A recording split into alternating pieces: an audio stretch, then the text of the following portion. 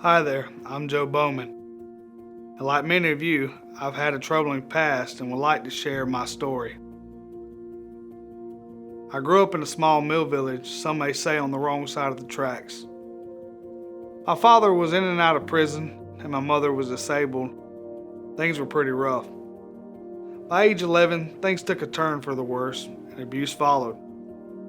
The Department of Social Services was finally involved, and from there was a series of ups and downs for my sisters and myself. Good people made attempts at guardianship, but fell short. I was returned back to the system and was devastated. I hoped for a foster family, but was too old. People wanted younger kids. I returned home after my mother had been rehabilitated, and things were great until my father returned and his drinking and drug use started, and unfortunately, the cycle started over again. At age 15, I moved out on my own. I found my own place to live. During this time, I did make some decisions that weren't smart, but turned out okay.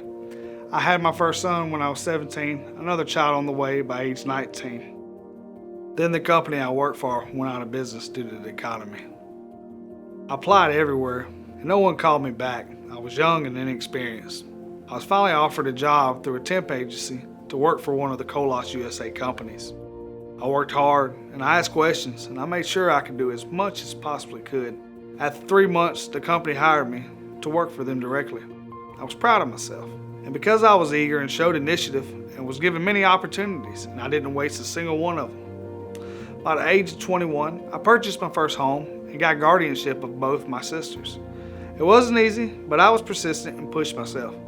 Things started to finally fall into place. The company saw potential in me, and I'm thankful for that. And now I do what I can to help others. I could have easily stayed on that side of town, became dependent of some type of substance, been in prison, or even worse. That would have been the easier path, and it was the path for most of my peers growing up. But I got out. I knew I deserved better. My whole life has changed because of this company, and now my story has a greater purpose.